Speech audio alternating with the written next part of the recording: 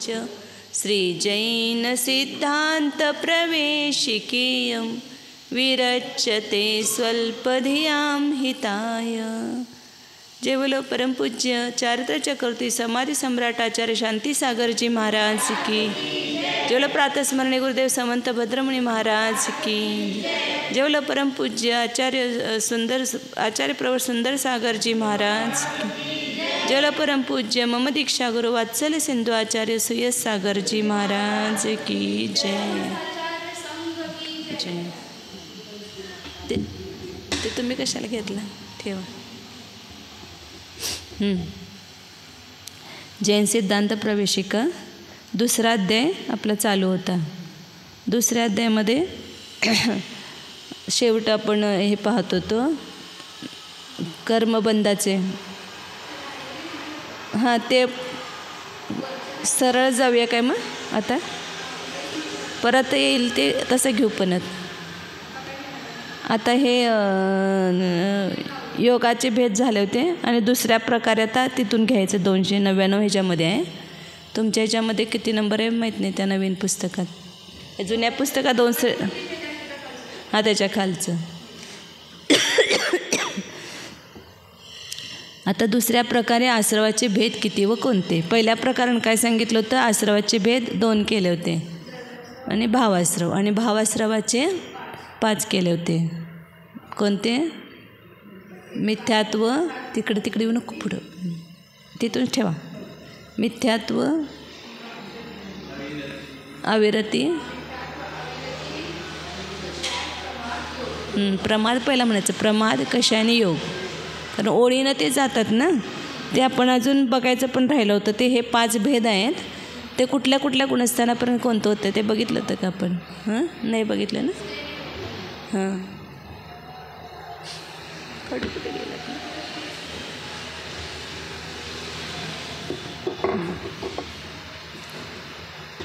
तर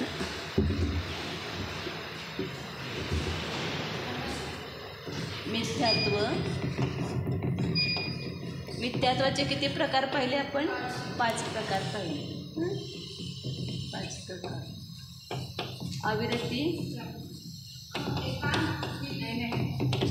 अविरती किती प्रकारचे 12 प्रकारचे। प्रमाद 15 कोणते 15 हां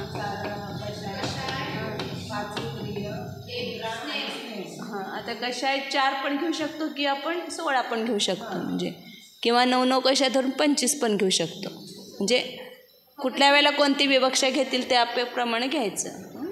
चारित्र होण्याचे सगळे भेद घेतले तर 25 येतात 16 कशायाने 9 कशायचे आणि हे काय म्हणतात योग संक्षेपानं 3 आहेत आणि विस्तारानं बघितलं तर 15 आहेत।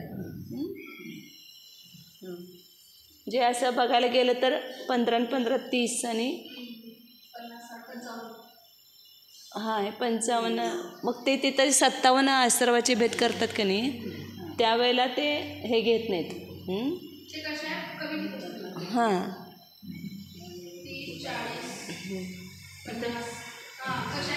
नाही प्रत्येक जण वेगवेगळ्या प्रकारानं मोजतात पण 15 15 30 आणि 42 आणि 46 51च होतात मग तसे भेद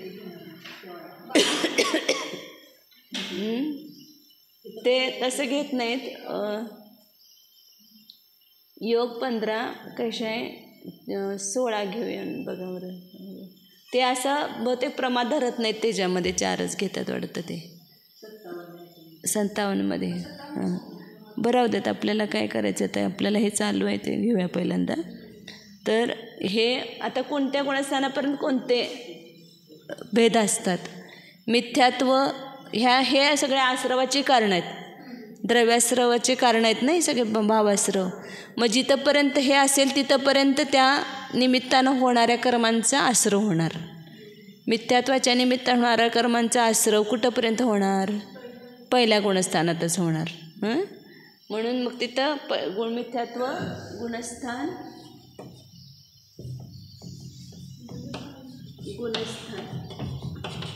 कोणत्यापर्यंत आश्रय होतो त्याच्यावर गुणस्थान फक्त पहिलं.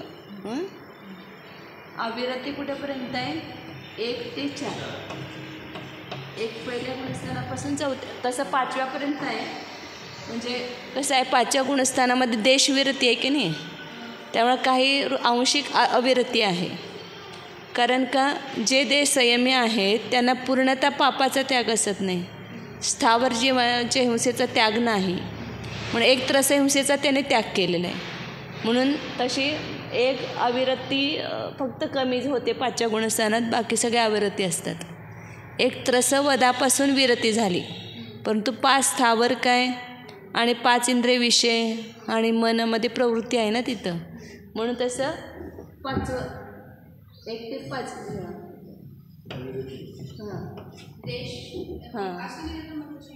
म्हणजे 1 ते 4मध्ये पूर्ण रूपानं आहे आणि 4थ्यामध्ये आंशिक रूपानं अविरती आहे आणि आंशिक विरती आहे. विरता आहे ना तिथं. 5व्यामध्ये 1 ते 4 गुणस्थानात पूर्ण असंयम आहे आणि 5व्यामध्ये देश संयम आहे, त्यामुळे देश असंयम आहे, आंशिक अविरती आहे. एक त्रसवधापासून अविरती आहे, विरती सुटली म्हणजे अविरती सुटली, परंतु बाकीचे 11 अविरती अजून आहेत 5व्या गुणस्थानामध्ये 12 अविरतीपैकी. प्रमाद कुठून आहे? पहिल्यापासून ते 6व्या गुणस्थानापर्यंत. म्हणून प्रमादाच्या निमित्तानं बंद होणार जो तो 6व्यापर्यंत होणार. कशाय कुठून आहे? पहिल्यापासून ते 10व्यापर्यंत 1 ते 10 गुणस्थान. आणि योग 1 ते 13. क्रमानं एक आश्रव मिटत जातोय. पहिल्या गुणस्थानातून 4थ्यात आला की मिथ्यात्वजनित आश्रव थांबला, परत 4थ्यातून 5व्यात गेला की आंशिक अविरती विरत झाला, नंतर 7व्यामध्ये गेला 6व्या 7व्यामध्ये की मिथ्यात्व अविरती या दोन्हीच्या निमित्तानं होणारा आश्रव थांबला. मग पुन्हा 7व्यापासून फक्त कषायने योग 2च राहिले. मग 10व्यापर्यंत कषाय योग 2 राहतील आणि पुढे 11व्यापासून फक्त योगच आहे, कषाय पण नाही. असं ते आश्रव म्हणजे म्हणून जे मोक्षमार्ग आहे ना, एका वेळेलाच आता तुम्ही आला मोक्षमार्गामध्ये सगळं कषाय सोडा म्हटलं तर शक्य आहे का? आंशिक रूपानं सगळं हे होत जाते, विरती होत जाते, म्हणजे कमी कमी होत जाते, त्या आश्रवाचा अभाव होत जातो. संवर 4थ्यापासून सुरुवात होते संवराला. म्हणून सूक्ष्म लोभ आहे ना 10व्यामध्ये, तसं 9व्यापर्यंत 4 कषाय आहेत आणि 10व्यामध्ये फक्त एक लोभ कषाय, तो पण सूक्ष्म असतो आहे, थोडासा अगदी किंचित कषाय असतो. आणि पुढं 11व्यापासून कषाय पण नाही, फक्त योगच आहे. आणि केवलीना फक्त योगच असतो आहे, त्या योगाच्या निमित्तानं. म्हणून मग आता होतं भेद करणार आहेत पुढं, दुसऱ्या प्रकारे आश्रवाचे भेद किती व कोणते सांगतात या ठिकाणी.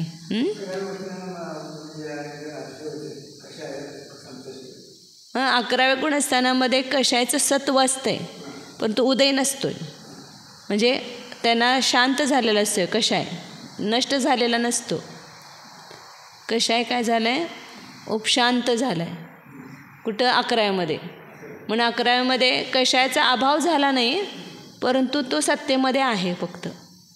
म्हणजे तर त्या जीवाला आता त्यांच्या ह्याच्यामध्ये भाव कषाय रूप होत नाही. द्रव्य कषायची सत्ता आहे, परंतु त्याचा उदय नाही.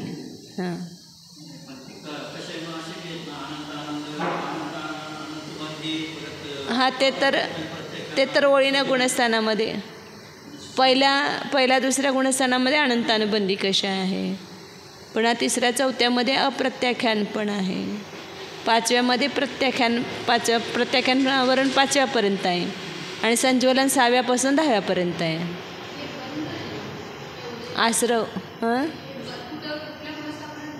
आश्रव हे बंधाची कारणं आहेत.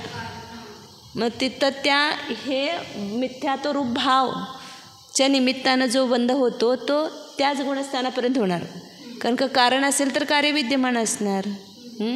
मग मिथ्यात्व भाव कुठंपर्यंत आहे? पहिल्या गुणस्थानात आहे. मग त्याच्या निमित्तानं होणारा बंध कुठंपर्यंत होणार? पहिल्यामध्येच होणार. मिथ्यात्वाचा बंध मिथ्यात्व परिणामानंच होतोय, दुसऱ्या कोणत्या परिणामाने होत नाही. म्हणून पहिल्या गुणस्थानामध्येच मिथ्यात्वाचा बंध असणार. बाकीच्या प्रकृतीच्या नरकायू, नरगती, नरगत्यांपूर्वी, तिर्यंच गती, तिर्यंच गती संबंधी सगळे जे बंध आहेत ना, एकेंद्रिय संबंधी, तिर्यंच गतीतले एकेंद्रिय संबंधी सगळं फक्त मिथ्यात्वाच्या निमित्तानंच होणार. मिथ्यात्व गेलं की त्या प्रकृतींचा बंधच होत नाही. ज्यावेळेला आपण पुढं घेऊ आता ते ज्यावेळेला बंध विच्छित्ते त्यावेळेला असे ओळीने कसं कमी होते ते लक्षात येते, प्रकृती कशा कशा कमी होतात. आता आश्रवाची हे भावाश्रवाच्या हे कुठंपर्यंत आहेत, भावाश्रव त्या गुणस्थानापर्यंत सांगितलं, तिथंपर्यंत त्याच्या निमित्तानं द्रव्याश्रव होतो. आता पुढं आश्रवाचे दुसऱ्या अपेक्षेनं भेद सांगितले. आश्रव आश्रवाचे 2 भेद केले, सांप्रायिक आश्रव आणि इर्यापद आश्रव.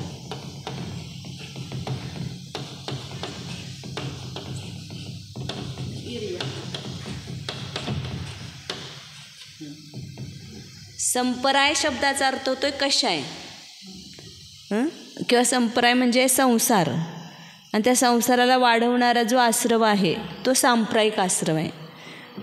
त्या शब्दावरनं संपराय आणि संपरायचा अर्थ होतोय संसार पण होतोय, संपरायचा अर्थ कशाय पण होतो. मग कशायने संसारासंबंधी जो कशायच्या निमित्तानं होणारा आश्रव आहे तो सगळा सांप्रायिक आश्रव आहे. मग कशाय कुठंपर्यंत आहे तिथंपर्यंत हा आश्रव होणार. कशाय कुठंपर्यंत आहे, 10व्यापर्यंत. मग सांप्रायिक आश्रव कुठंपर्यंत होणार, 10व्यापर्यंत. म्हणजे पहिल्या गुणस्थानापासून 10व्यापर्यंत जो आश्रव होतो त्याला सांप्रायिक आश्रव म्हणायचं. सगळं जे संसाराला वाढवणारा हा आश्रव आहे, त्याच्याबरोबर स्थिती अनुभाग सगळा बंद होणार तिथं. आता पुढं दिलं असेल वाक्य, पुढं दिलं की व्याख्या वाचा, पुस्तक आहे ना महाराजी, वाचा. 300 ह्याच्यातला 300 नंबर आहे पे. हां 300 नंबरचा प्रश्न आहे.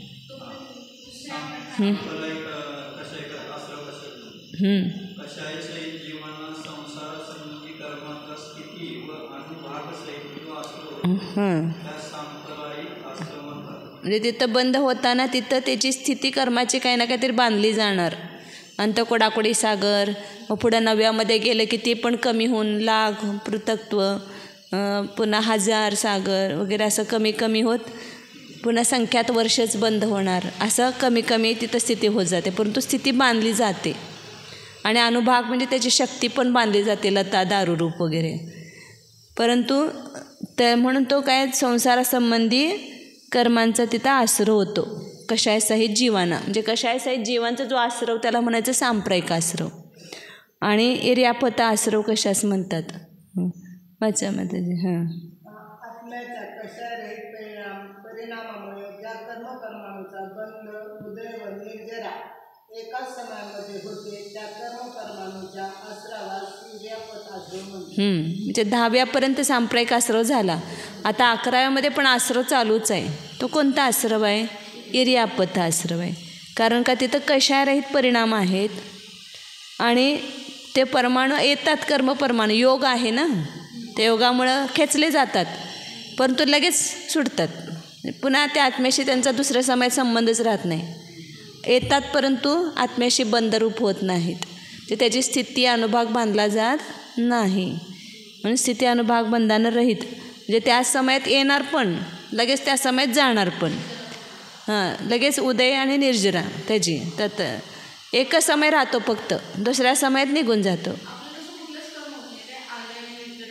असं होतच नाही ना. त्याची काय ना अंतकोड आपल्याला कमीत कमी अंतकोडाकोडी सागर स्थिती बांधली जाते.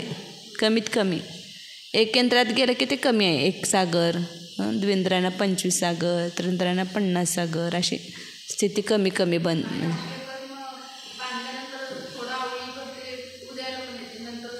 सगळ्या कुणाचं पण बंदावलीनंतर उद्याला येऊ शकते. परंतु आता हे नाही, हे एक समयात लगेचच निघून जातात ना.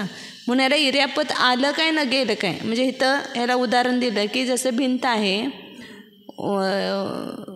वाळलेली भिंत आहे, त्याला पण हे मारलं, सिमेंट मारलं तर बसते का, ते लगेच गळून पडते. जोपर्यंत ती ओली असेल तोपर्यंतच त्याला गिलावा वगैरे दिला तर ते चिकटून बसतं आहे. आणि वाळल्यानंतर तुम्ही त्याला गिलावा लावलं तर किंवा सिमेंट लावलं तर गळून पडते ना लगेच. तसं हे येतात आणि लगेच निघून पडतात. बांधले जात नाही 11व्या गुणस्थानापासून. 13व्या गुणस्थानामध्ये सुद्धा जिनेंद्र भगवान, त्यांना पण योग आहे, वचन योग, परंतु त्यांनासुद्धा असंच कर्म येतात आणि निघून जातात लगेच. फक्त एक 7 वेदनेचंच कर्म येतात. फक्त एक 7 वेदने प्रकृतीच त्यांना बांधली जाते, परंतु ती पण एक समय स्थितीवालीच. म्हणजे ह्या समयात आले की पुढच्या समयात निघून जातात. ते कर्मांप्रमाणे 7 रूप होतात आणि लगेच उदयाला निघून जातात.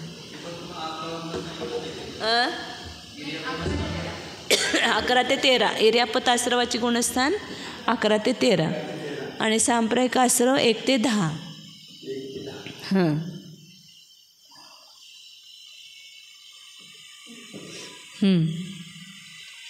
पुढं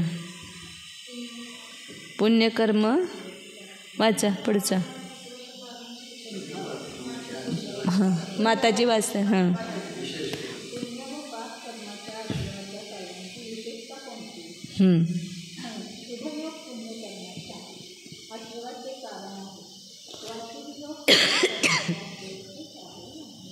शुभ पुण्यस्य अशुभ पापस्य सूत्र येते ना. शुभ योग आहे की शुभ योग पुण्यकर्माच्या आश्रवाचं कारण आहे आणि अशुभ योग. शुभ योग कशाला म्हणायचं?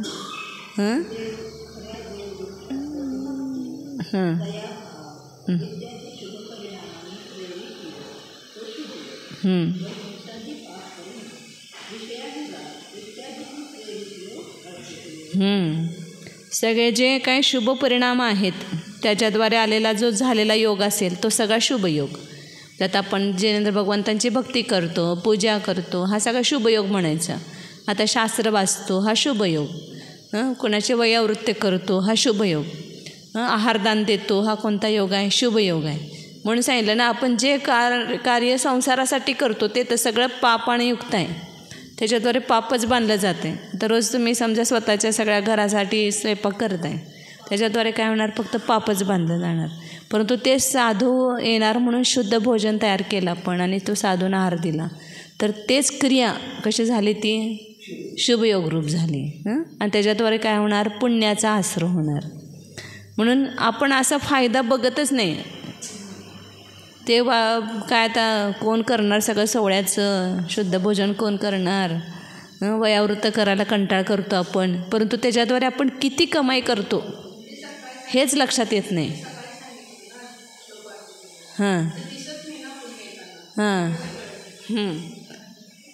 परंतु आता शास्त्रावर आपण विश्वास ठेवून आपलं कमाई बघायला पाहिजे ना. आपण जेवढा काळ आपल्या शुभामध्ये घालवू तेवढा आपल्याला फायदा आहे.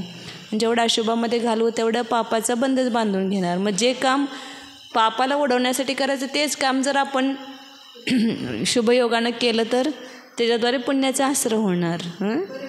वाचतो आपण, इतर सगळे कादंबऱ्या आहे ते वाचत बसतो, त्याच्याद्वारे काय होणार? पापाचाच बंध होणार.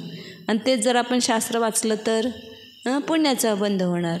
तीच क्रिया असते, परंतु ती जर त्या शुभ परिणामाने केली नाही, अशुभ परिणामाने केली तर ते सगळं अशुभ योग होऊन अशुभ पापाबंधालाच कारण होतात. म्हणून आपल्या दिनचर्येमध्ये आपण शुभयोग किती वेळ केला, आपण अशुभयोग किती केला, शुभ परिणाम किती केले. शुभयोग असतानासुद्धा शुभ परिणाम राहतीलच असं नाही. तुम्ही पूजा करायला लागलाय परंतु आणि दुसरीकडं मन भटकलं किंवा कोणाला ईर्ष्या मत्सर चालू आहे, त्याच्यापेक्षा मी चांगली पूजा म्हणून दाखवतो, तर तुमचा योग तुमचे परिणाम कसे झाले? ईर्ष्यारूप झाले, म्हणजे पापरूप झाले ना. म्हणून शुभयोग असताना तिथं परिणामाकडं पण लक्ष पाहिजे की आपले परिणाम कसे आहेत. आणि तर तिथं अधिक अनुभाग आपण पुण्यप्रकृतीचा बांधणार. शुभयोगानं जर पुण्यप्रकृती बांधेल, परंतु त्याच्यामध्ये जर तुमचे शुभ परिणाम असतील, विशेष तिथं विशुद्धी वाढेल, तर तिथं विशेष अनुभाग असा आहे होणार. म्हणून सांगितलं ना, 16 कारण भावना करत असताना तिथं तीर्थंकर प्रकृतीचा बंध होतो आणि तिथं विशेष अनुभाग बांधला जातो. जशी विशुद्धी वाढेल तसं अनुभाग वाढत जातो त्याचा पुण्याचा, आणि पापाचा अनुभाग कमी होत जातो. परवा ते नियम सांगितलं होतं ना, विशुद्ध परिणामानं पुण्याचा अनुभाग वाढतो आणि पापाचा कमी होतो आणि संश्लेष परिणामानं पुण्याचा कमी होतो आणि पापाचा अनुभाग वाढतो. अनुभागासाठी नेम आणि ते अनुभागच खरं जे बंद होतो ना तोच खरं आपल्याला फळ देणार असतो. म्हणजे जे आपल्याला फळ मिळतं ते अनुभागाला अनुसरूनच मिळते. जसं तुम्ही अनुभागाचं बंद केलं असेल तर जे ते उरता मंदता तसं ते उदयाला येणार. आता एकच मनुष्य गती आहे, सगळ्यांना आहे, परंतु सगळ्यांना समान उदय आहे का? नाही. प्रत्येकानं अनुभाग कसा असेल तसा उदय असतो. म्हणून कुणाची निरामय अवस्था असते, मनुष्य आयुच आहे, परंतु कोणतर अशा दुष्ट परिणामानं वगैरे बांधलं असेल तर तिथं त्याला आरोग्य राहत नाही, दीर्घायू नाही बांधत, अल्पायू बांधतो, सगळं असं त्याचा अनुभाग तसा बांधला जातो. पण प्रकृती एकच बांधतो 10 जण. आता सगळेजण 10 जण आपण स्वाध्याय करायला लागलो आहे, सगळेजण 7 वेदनी समजा बांधायला लागलो आहे, परंतु त्यामध्ये अनुभाग कसा पडणार? ज्याची जेवढी तन्मयता जास्त असेल, विशुद्धी वाढेल, तेवढं त्याला अनुभाग जास्त पडणार. म्हणून हेच आपल्याला लक्षात येत नाही कशा आहे की ते कार्य करतो तेच मन लावून आणि तन्मयतेनं केलं तर त्याच्याद्वारे आपले परिणामांची विशुद्धी वाढून जास्त कमाई होते आपली. म्हणून शुभयोग कोणते? तर 5 ह्याच्यामध्ये पण लावा की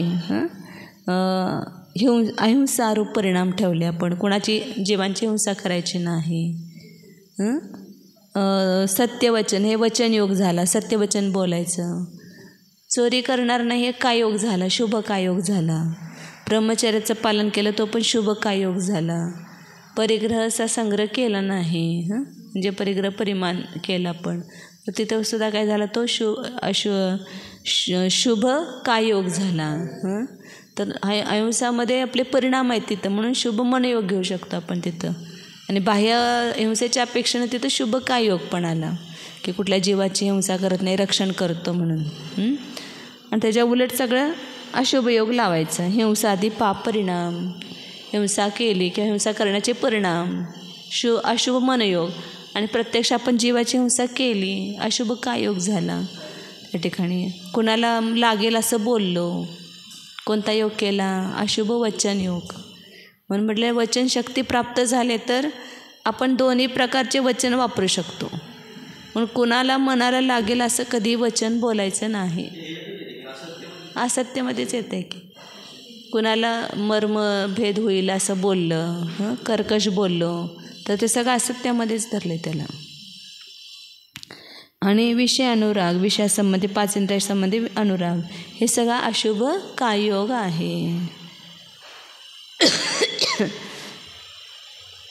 तर हे आश्रवाचे भेद सांगितले. आता आश्रवाचे कार्यकारणाच्या अपेक्षेने वर्णन करतात. कार्य कोण आहे, कारण कोण आहे, तर त्या कार्यकारणाच्या अपेक्षेने पहिल्यांदा कारण कशाला म्हणायचं आणि कारणाचे किती भेद आहेत हे सांगतात. कोणत्या पण कार्याचं जे कारण आहे त्याचं वर्णन करतात कारणाचं. पुढं सांप्रदायिक हे 2 झालं, लक्षात आलं. सांप्रदायिक आश्रम म्हणजे कोणता आश्रम? कशा सहित जीवाना जो स्थिती अनुभाग सहित आश्रय होतो तो सांप्रदायिक. आणि कशारहित जीवाना जो आश्रय होतो इर्यापत शब्दावरनं कसं लावायचं? इर्या म्हणजे मार्ग, म्हणजे गमन करणं हाच त्याचा काय आहे? मार्ग आहे. आलं की गेले म्हणून लगेच गमन करतात, म्हणजे लगेच निघून जातात, मग त्याला इर्यापत आश्रम म्हटलं. सांप्रदायिक आश्रय कुठून ते कुठंपर्यंत सांगितलं?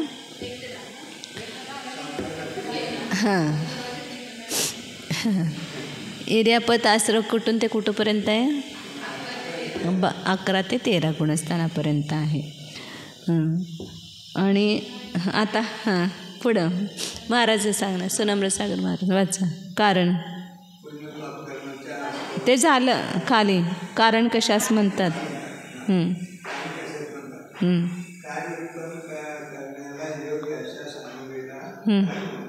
आपण म्हणतो ना, आता कुठलं पण कार्य करायचं आहे तर आपण काय करतो? त्याला योग्य कोणती सामग्री आहे ते सगळं गोळा करतो ना. आता प्रवचन करायचं आहे तर शास्त्र घ्या, फळा घ्या, हे टेबल घ्या, हे सगळी बाह्यकरणं झाली. आणि त्या ठिकाणी आपण स्वतः आहोत तर हे काय झालं? कारणच झालं ना. आता तुम्ही शिकणार आल्याशिवाय मी शिकू शकणार का? हे तुम्ही पण सामग्रीच झालं ना, शिष्य वगैरे. तर हे सगळे कोण आहेत? सामग्री. तर कार्य शिकवणं हे कार्य, कुठलं पण एक कार्य निश्चित करायचं, मग त्याला अनुकूल अशी कोणती जी सामग्री असेल ती सगळी कारण होणार.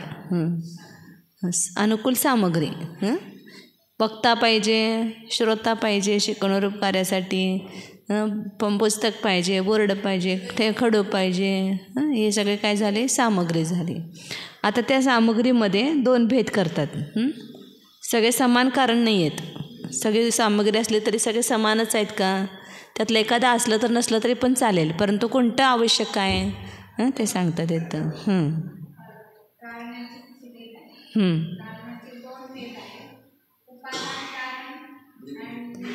निमित्त कारण.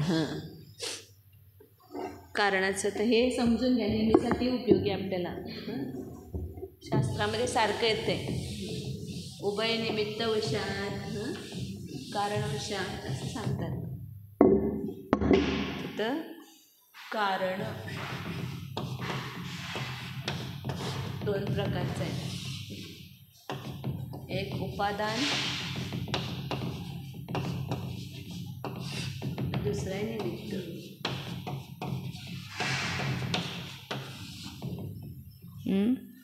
आता मी पहिल्यांदा सांगते, मग नंतर वाचू आपण त्यातलं. तोंडी सांगते, पहिलं शिकवते. उपादान, कारण कशाला म्हणायचं की जे कार्यासाठी मेन आहे हे असल्याशिवाय कार्य होणारच नाही, जे स्वयं कार्यरूपाने परिणमते. उपादान कशाला म्हणायचं, जे स्वयं कार्यरूपाने परिणमतं, ते असं कारण आहे की जे स्वयंच कार्यरूप होतं आहे, ज्याच्यातून कार्य घडतं, त्याला म्हणायचं उपादान कारण. आणि निमित्त जे सहाय्यभूत असतं, त्याला अनुकूल रूपानं सहाय्यभूत असतं, त्याला म्हणायचं निमित्त कारण. जसं आता उदाहरणार्थ आपल्याला भाकरी करायची आहे, हे कार्य घेऊ, कुठलं तर कार्य घ्यावं लागेल ना, भाकरी हे कार्य आहे, मग त्याला उपादान कारण काय असणार, काय असल्याशिवाय होणार नाही, ज्वारीचे पीठ, ते पीठच भाकरी रूपानं परिणमत आहे ना. कारण जे कारण असं की जे स्वयं कार्यरूप होतं त्याला म्हणायचं उपादान कारण. भाकरी रूप कोण होतं आहे, ज्वारीचं पीठ होतं आहे, म्हणून हे उपादान कारण. हे असल्याशिवाय तुम्ही कार्यच करू शकत नाही. आणि मग ह्याला जे सहाय्यभूत असतील ते सगळे निमित्त कारण. मग सगळे ते हजारो येतील निमित्त कारण, उपादान एकच असणार आणि निमित्त तर हजारो असतील. कार्यासाठी जे स्वयंपरिणमतं ते एकच उपादान कारण येणार. आणि निमित्त तिथं बाई आहे, पाणी आहे, किंवा पाणी आपण उपादानामध्ये पण घेऊ शकतो, कारण ते पाणी, पीठ आणि पाणी म्हणूनच भाकरी होते ना. म्हणजे ते आता ते कार्य कसं आहे, पुद्गलामध्ये अनेक मिळून बनतं आहे ना असं. इथं मग आपण गॅस किंवा शेगडी, तवा, पोळपट, तवा दिला, लायटर, काय तुमचं काडीसपिटी, हे सगळं तिथं निमित्त आहे. जे जे लागते त्याला सामग्री ती. मग हे असल्याशिवाय पण काम होत नाही. हे असल्याशिवाय पण काम होत नाही, परंतु ह्याच्याद्वारेच कार्य करू म्हटलं तर होत नाही, हे कार्यरूप परिणमत नाही. म्हणजे हे सगळं आहे परंतु ज्वारीचं पीठ नाही तर कार्य होणार नाही. आणि हे ज्वारीचं पीठ हे पण हे असल्याशिवाय होत नाही, परंतु हे स्वयं कार्यरूपानं परिणमत नाही. हे स्वतः आपल्यामध्ये परिणमतात. बाई स्वतःमध्ये आपले उपयोग करते की असं ते भाकरीचं पीठ मळायचं, असं त्याला मळायचं, असं बडवायचं, परंतु स्वतः भाकरी रूप होते का नाही. स्वतः उपयोग रूपानं परिणमते, परंतु स्वतः भाकरी रूप होते का. मग तिथं ते उपादान आहे का, नाही. ती कोण आहे, निमित्त कारण आहे. गॅस स्वयं भाकरी रूप होते का, नाही. मग गॅस कोण आहे, निमित्त कारण. परंतु ते असल्याशिवाय पण कार्य होणार नाही. निमित्त असल्याशिवाय कार्य होत नाही, परंतु निमित्त कार्यरूपानं परिणमत नाही. म्हणून ज्याला आपण कर्ता कर्म लावू, कर्ता कोण आहे ह्या कार्याचा, तर उपादान कारण हे कर्ता असतं, परंतु निमित्त कारण हे कर्ता नसतं, ते सहाय्यभूत आहे त्या ठिकाणी. मग ते सहकार्य असल्याशिवाय पण होत नाही, परंतु तेच कार्याचा कर्ता नाही, याने काम केलं नाही. तर हे स्वयं परिणमलेलं. बाईनं पण भाकरी केली नाही, बाई कारण भाकरी केली कधी म्हणू आपण, जर ती बाई भाकरी रूप झाली तर ती सुद्धा काय आहे, निमित्त कारणच आहे. हां, करेल म्हणजे काय केलं तिनं, हा उपयोग लावला आणि आपल्या हाताची क्रिया केली. योग आणि उपयोग, त्या बाईचं कार्य काय आहे, हे ह्यांची वेगळी वेगळी कार्य ठेवतं. योग उपयोग हे तिचं कार्य आहे, ती निमित्त आहे. ह्याच्यामध्ये बाई पण निमित्त नाही आहे. नुसती बाई बसली ती निमित्त होईल का? जी त्या भाकरी करण्याच्या उपयोग रूपानं परिणमित आहे आणि ती हाताचा क्रिया करते ती बाई तिथं निमित्त आहे. आणि गॅस आहे पेटलेला तो त्या उष्णरूपानं परिणमित झालेला आहे, किंवा कोळशे आहे त्या उष्णरूपानं परिणमित झालेत. तर उष्णरूपानं परिणमले हे त्यांचं कार्य आहे, परंतु ते ह्याच्यामध्ये काय आहे, निमित्तभूत आहे. म्हणून इथं हे दोन द्रव्य वेगळे असतात निमित्तामध्ये, आणि उपादानामध्ये दोन द्रव्य वेगळे नसतात. ते एकच द्रव्य ते कारण रूपानं असते, तेच कार्यरूपानं परिणमतं. म्हणून उपादान हे एक उपादान उपादेय असं म्हणतात त्याला. कार्याला काय म्हणायचं, उपादेय. हे दोन्ही एकच द्रव्याचे परिणाम आहे, एकच द्रव्य. आणि निमित्त नैमित्तिक, निमित्त नैमित्तिकमध्ये एक द्रव्य नसतं, ते दोन भिन्न द्रव्य आहेत. भिन्न द्रव्य आहेत म्हणा, भिन्न गुण आहे म्हणा, असं. निमित्त रूप द्रव्य वेगळं आहे, नैमित्तिक कार्य वेगळं आहे. नैमित्तिक म्हणजे कार्यालाच दोन नावं आहेत, उपादेय आणि नैमित्तिक. हे कार्यच उपादेय कार्य आणि नैमित्तिक कार्य. नैमित्तिक कार्य म्हटलं तर त्याचं कारण कोण आहे, निमित्त आहे. तर हे दोन द्रव्याची भिन्न परिणती आहे. निमित्त हे द्रव्य वेगळं आहे, त्याची परिणती वेगळी आहे, आणि नैमित्तिक रूप कार्य हे भिन्न आहे. तसं आता सांगितलं ना की भाकरी हे काय झालं त्या ठिकाणी नैमित्तिक कार्य, तर निमित्त कोण झालं, बाई वगैरे. हे दोन भिन्न द्रव्य झाले ना, एक रूप नाही आहे ते दोन्ही. हे आता जे पीठ आहे तेच भाकरी रूप झालं ना. निमित्त नैमित्तिक लावायचं, असे शब्द येतात ना, निमित्त नैमित्तिक असं.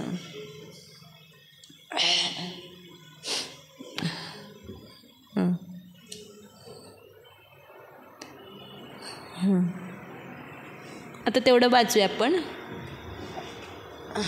वाच सुधर्म सामना सगळं वाच तुम्ही. वाचा. जे कारण स्वतः कार्यरूप होते उपादान कारण म्हणतात, हेच कार्याचे वास्तविक यथार्थ कारण आहे. जसे घागरीसाठी माती, मातीचे घागर करायचे आहे, तर त्यासाठी घागर कशापासून बनली, मातीपासून. तर माती उपादान कारण आणि घागर झाले कार्य, उपादेय कार्य. आणि त्याच्यासाठी मग निमित्त काय होणार, कुंभकार, चाक, ते चिवर, ते कापड वगैरे जे लागतं ते सगळं निमित्त होणार. पुढं दिलं त्याने. निमित्त कारण कशास म्हणतात. अच्छा.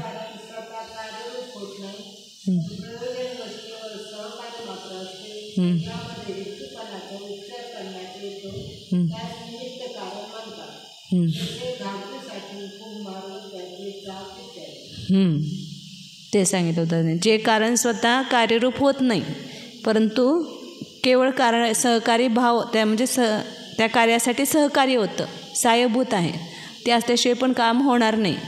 परंतु त्याने काय केलं, तिथं मदत केली फक्त, ते स्वतः कार्यरूप झालं नाही. म्हणून त्याला हेतूपणाचा उपचार ह्याच्यामुळं झालं असं म्हटलं जातं. आता मी शिकवा लागलो आहे समजा, तर तुम्हाला जे समजा लागलेलं आहे त्याचं उपादान कारण कोण आहे, तुमचं ज्ञान त्या रूपानं परिणमलं तर तुम्हाला समजणार. मग तुम्ही स्वयंच तुमचं ज्ञान स्वतःचं उपादान कारण आहे तुम्हाला समजण्याचं, आणि मी कोण आहे, निमित्त कारण. मी समजावण्याचा प्रयत्न केला, तो समजावण्याचा प्रयत्न माझ्यामध्येच झाला, त्याचं मी कर्ता आहे, त्याचं मी कारण आहे. परंतु तुम्हाला जे समजलं त्याचं कारण मी कोण आहे, निमित्त कारण आहे, आणि तुम्ही स्वयं कोण आहात, उपादान कारण आहात. जर शिक्षकाने शिकवल्यामुळे विद्यार्थ्यांना आलं तर सगळ्या विद्यार्थ्यांना समान यायला पाहिजे का, नको. परंतु 50 विद्यार्थी आहेत, 50 विद्यार्थ्यांना समान मार्क पडतात का, समान येते का, नाही. मग कारण प्रत्येकाचं उपादान वेगळं वेगळं आहे, प्रत्येकाचं क्षोभक्षम भिन्न भिन्न आहे. म्हणून त्या ठिकाणी ते त्यांचे उपादान कारण स्वयं आहेत, शिक्षक निमित्त कारण आहेत. असं प्रत्येक कार्यामध्ये लावायचं तिथं उपादान आणि निमित्त. कोणतं झालं की तिथं मी त्या रूपानं झालो का असं आपल्याला म्हटलं की मी हे काम केलं, मग तुम्ही त्या उपादान रूप झालं का? मग तुम्ही कसं केलं? आपले स्वतःचे परिणाम सोडून आपण काहीच करत नाही. आपल्या सगळ्याचे आपण निमित्तच आहे. वास्तविक आपले परिणामाचेच आपण उपादान कारण आहोत. पुढं आता त्याच्यामध्ये समर्थ कारण आणि असमर्थ कारण घटवतात.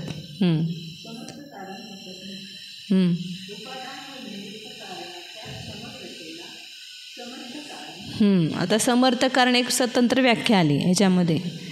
तर ज्या कार्यासाठी लागणारी जी सामग्री सगळी परिपूर्ण असेल, उपादान निमित्त सगळं काही आहे, तर ते कारण कसं आहे, ती सामग्री त्यालाच समर्थ कारण म्हटलेलं आहे.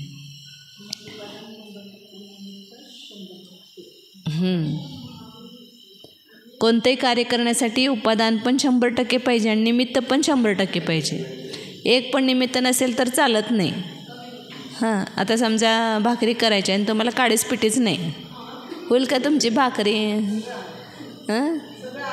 पण काळीच पिठीच नाही तर भाकरी पावा शिजवली जाणार नाही. हे नाही आहे आपल्याला, शेगडी नाही, गॅस नाही, तवाच नाही, तर होईल का? नाही.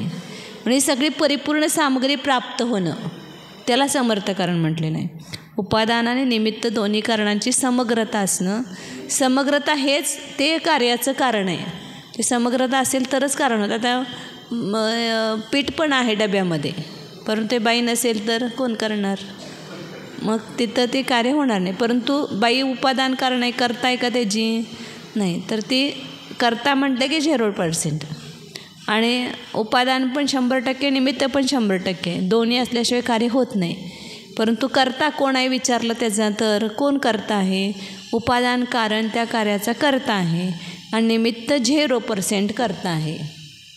निमित्त कोण आहे? त्या कार्याचं करता नाही, आपापल्या कार्याचे करतात. निमित्त पण काय, त्याचं पण स्वतःचं कार्य चालू आहे ना, ते त्या आपल्या स्वतःच्या कार्याचं करतायत. स्वतःच्या रूपानं परिणमन चालू आहे त्यांचं. बाई स्वतःच्या कार्याचं करता आहे, पळपट स्वतःच्या कार्याचं करता आहे, तवा आपल्या स्वतःच्या कार्याचं करता आहे. ते तवा आपल्या गरम रूपानं परिणमला तिथं, त्याचं कार्य चाललेलं आहे स्वतंत्र, आणि त्याच्या सहकार्यतेमध्ये ते कार्य झालं. म्हणून करता कोण आहे विचारलं तर उपादान जो आहे ते त्याचं करता आहे आणि निमित्त 0% करता आहे. परंतु निमित्त असल्याशिवाय होतं आहे का? तर नाही होत. म्हणून उपादान पण 100% पाहिजे, निमित्त पण 100% पाहिजे, आणि दोन्ही असतानाच तिथं कार्य घडतं.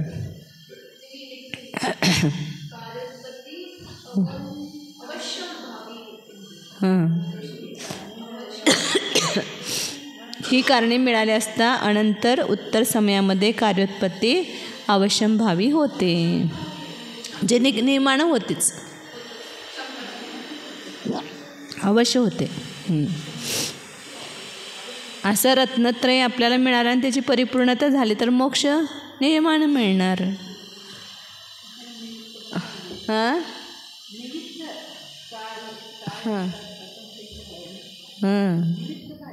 बरं.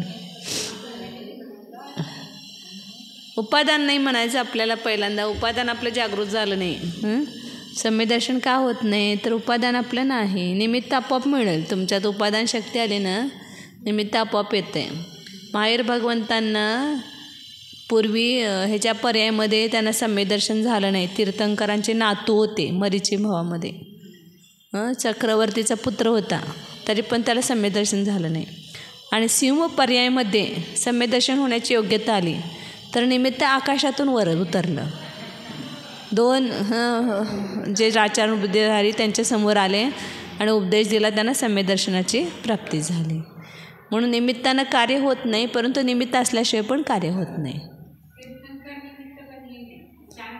तर म्हणून कार्य होण्याची योग्यता आली तर तिथं निमित्त मिळणारच. आपण फक्त उपादान जागरूक करायचं, आपलं निमित्त मिळणारच. आता तुम्ही शिकण्याची भावना ठेवली ना, तुम्हाला निमित्त मिळणारच. परंतु ते आपण स्वतः तो पुरुषार्थ करायला पाहिजे, तर आपोआप निमित्त मिळते. निमित्त नाही म्हणून रडत बसायचं नाही तिथं. ते आपोआपच मिळतं आहे निमित्त, परंतु आपण त्या भावना करायला पाहिजे. असमर्थ कारण कशास म्हणतात?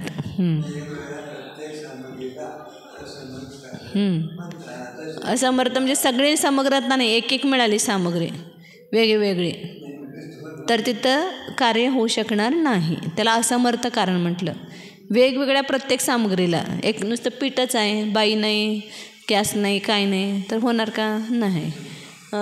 पीठ पण आहे, बाई नाही, बाई पण आहे परंतु पीठ नाही, तर होणार का? मग हे सगळे एका वेळेला कारण मौजूद असणं ते समर्थ कारण झालं, आणि एक एकटं असणं हे असमर्थ कारण झालं. उपादान पण एकटं असेल तरी पण कार्य होणार नाही, ते असमर्थच आहे कार्य करण्यामध्ये. म्हणून वेगवेगळ्या प्रत्येक सामग्रीला, एकेका सामग्रीला असमर्थ कारण म्हणायचं. उपादान पण एकटंच काय करू शकत नाही, निमित्त पण एकटंच करू शकत नाही. निमित्तातले पण काय एखादा असेल तरी पण, कमी असेल तरी पण कार्य होऊ शकत नाही. सगळे निमित्त पाहिजे त्या ठिकाणी.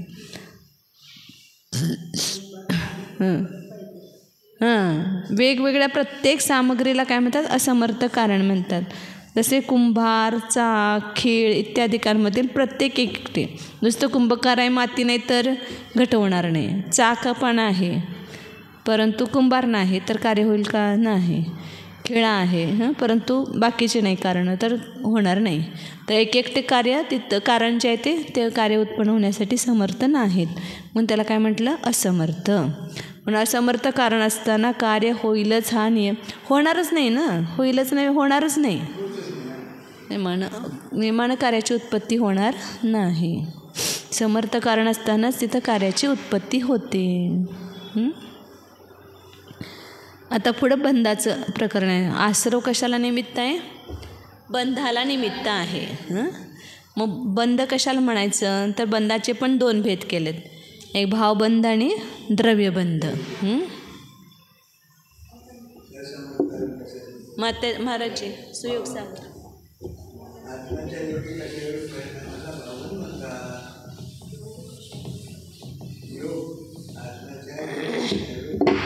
जे आश्रव आहेत ना तेच भावबंध. भावाश्रव जे सांगितले की नाही तसं वास्तविक बघायला गेलं तर ते भावबंधच आहे, परंतु कारणाला आश्रव म्हणायचं आणि कार्याला आश्रव बंध म्हणायचं, एवढंच फरक करायचं तिथं.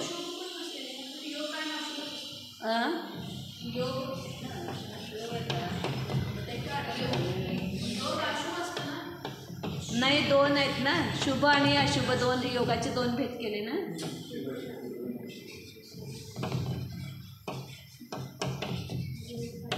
तिथे तसं आश्रवाचे दोन भेद केले ना, भावाश्रव आणि द्रव्याश्रव. भावाश्रव कशाला म्हटलं? जे द्रव्याश्रवाला कारणभूत जे जीवाचे परिणाम आहेत त्याला भावाश्रव म्हटलं, आणि जे कर्मानुवर्गणा कर्मरूप झालं त्याला द्रव्याश्रव म्हटलं. आता तेच बंधामध्ये लावायचं. भावबंध कशाला म्हणतात? तर जे आत्म्याचेच परिणाम, योग आणि कशारूप आत्म्याचे परिणाम जे आहेत त्यालाच काय म्हणायचं? भावबंध. जे राग द्वेष परिणामामध्ये जी एकत्व बुद्धी आहे, त्याच्याशी जी तन्मयता, राग उत्पन्न झाला परंतु रागामध्ये तन्मयता आपली, तो बंद झाला, जे भावबंध. आणि त्याच्या निमित्तानं काय होणार? मग तिथं स्थिती अनुभाग पडणार त्या द्रव्याबंध, म्हणजे द्रव्यकर्मामध्ये जे आले ना कर्म, त्याच्यामध्ये स्थिती अनुभाग कशामुळे पडते? कशामुळे पडतो? तुमची किती तन्मयता असेल त्याच्यामध्ये, किती तत्परता त्याच्यामध्ये, तर तुम्ही भावनेमध्ये असेल तर तेवढं त्याला अनुसरून स्थिती अनुभाग पडणार.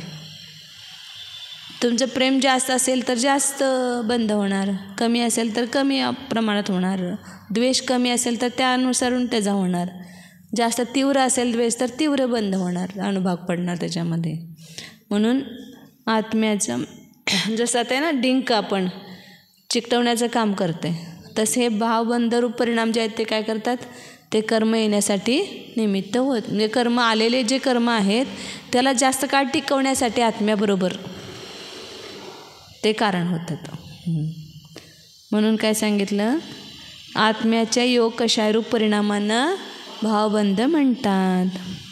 द्रव्यबंध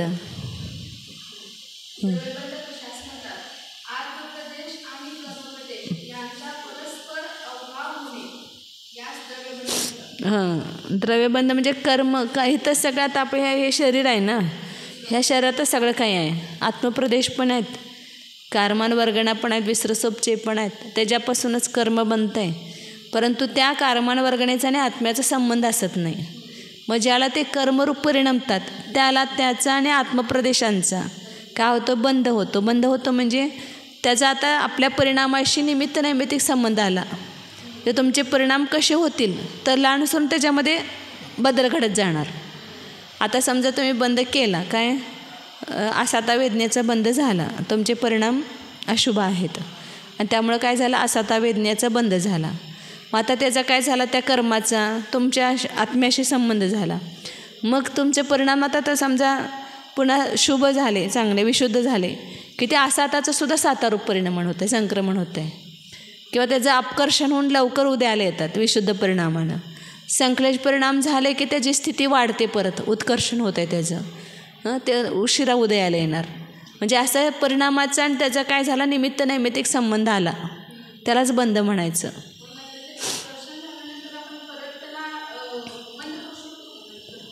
बंद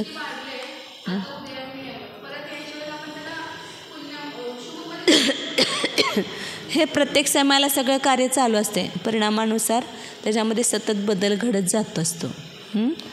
म्हणून सगळ्या प्रत्येक समयाला उपकर्षण उत्कर्षण संक्रमण सगळं चालूच आहे कार्य. म्हणून परिणाम जसे बदलतो तसं त्याच्यामध्ये सुद्धा बदल घडत जातो आहे. म्हणून काय सांगितलं, आत्मप्रदेश आणि कर्मप्रदेश हे दोन वेगळे आहेत, दोन द्रव्य भिन्न आहेत. कर्म पुद्गल आहे, आत्मा चेतनरूप आहे आणि यांचा परस्पर अवगा होणं म्हणजे परस्पराशी संबंध होणं, त्याला काय म्हणायचं, अवगा म्हणजे संबंध होणं, म्हणजे एक क्षेत्र अवगारूप होतात, तर त्याला द्रव्यबंध म्हणतात. आता मग आपण उपादान आणि निमित्त शिकलो. आता एक कुठलं तरी कार्य घ्यायचं, त्याच्यासाठी उपादान कारण कोण आणि निमित्त कारण कोण.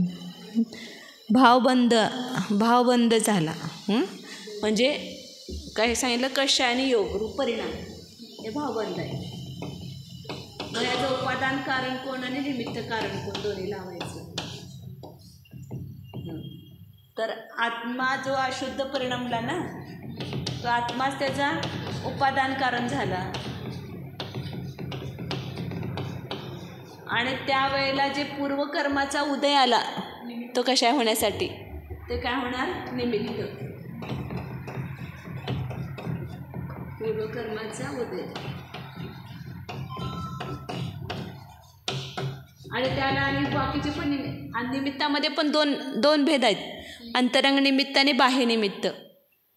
कर्माचा उदय उपशम हे सगळे अंतरंग निमित्त आहेत आणि त्याला जे बाहेरचं निमित्त असेल, कोणी रागवलं तर ते आपल्याला बाह्य निमित्त झालं किंवा आणखीन दुसरं काहीतरी घडलं, समजा काहीतरी पडलो म्हणा, काय पण असं घडतं ना कशा उत्पन्न होण्याला निमित्त, तर ते बाह्य निमित्त म्हणायचं त्याला. म्हणून जे जीवाच्या मध्ये जे कार्य होते ना, जे कर्मामध्ये तिथं अंतरंग आणि बहिरंग दोन निमित्त असतात, अंतरंग आणि बहिरंग. तर अंतरंग निमित्त कशाला म्हणायचं, ज्याची कार्याबरोबर निश्चित व्यापक संबंध असतोय, म्हणजे व्याप्ती असते त्याची.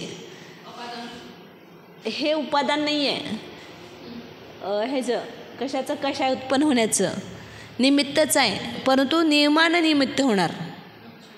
म्हणजे तिथं तो क्रोध कर्माचा उदय आला तर तिथं क्रोधरूप कशाय होणारच. ते क्रोध कशा कर्माचा उदय हे अंतरंग निमित्त वेळ झाला आपला. क्रोध कर्माचा उदय अंतरंग निमित्त आहे आणि बाहेरचं हे त्या ठिकाणी अशुद्ध उपादान आत्मा जो आहे अशुद्ध रूपानं परिणमला, अशुद्ध आत्मा आहे तो कशा रूप परिणमला आहे उपादान कारण झालं आणि त्या क्रोध कर्माचा उदय आला तर अंतरंग निमित्त झालं आणि दुसऱ्याने शिवी दिली आपल्याला हे बाह्य निमित्त झालं. म्हणजे बाह्य निमित्त असेल तर कार्य होईलच असा नियम नाही, परंतु अंतरंग निमित्त असेल की नियमानं कार्य होणार. त्या ठिकाणी कोण शिवी दिले तर आपल्याला क्रोध येईलच असा नियम नाही आहे, परंतु तिथं क्रोध कर्माचा उदय आला की ते जीवाला नियमानं क्रोध होणारच. मंद होईल, तीव्र होईल, कसा तर होईल, परंतु तिथं कशा रूप परिणाम होणारच. अंतरंग निमित्त कशाला म्हणायचं, निमित्तामध्ये जे कर्माचं उपदय, उपशम, क्षय, क्षोपशम हे अंतरंग निमित्त, आणि कर्माला सोडून जे काही बाहेरचं नो कर्म आहेत कारण त्याला म्हणायचं बहिरंग निमित्त. हां, म्हणजे ते असेल तर नियमानं कार्य होणार, परंतु बहिरंग निमित्त असेल तर कार्य होईल पण नाही पण. उद्या घेऊया आपण परत इथं पुढचं. हे उद्या उदाहरण घेतलं तर परंतु अनेकदा नुसतं त्याचं वाचत जाऊ पुढं, मग तसं सांगे की. हां,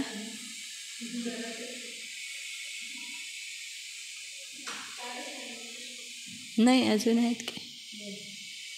हां, उद्या संपून जाईल आपलं. ते पण माहीत नाही अजून संक्रमण वगैरे, ते त्याचं जरा विशेषानं सांगितलं तर.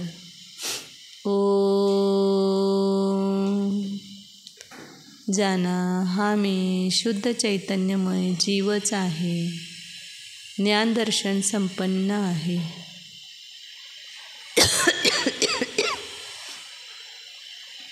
हा मी एकटाच आहे, पूर्वीही एकटाच होतो, आत्ताही एकटाच आहे, पुढे एकटाच असेन.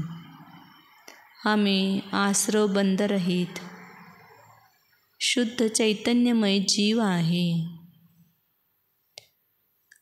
कषायरहित, योगरहित, निर्योग स्वरूप आहे. कषायाने मलिन नाही म्हणून मी निर्मल आहे, परम पवित्र आहे, नित्य निरंजन स्वरूप आहे. शुद्ध चैतन्य सत्ता स्वरूपोऽहम्, ज्ञानानंद स्वरूपोऽहम्, एकत्व विभक्त स्वरूपोऽहम्, शुद्धोऽहम्, एकोऽहम्, ध्रुवोऽहम्.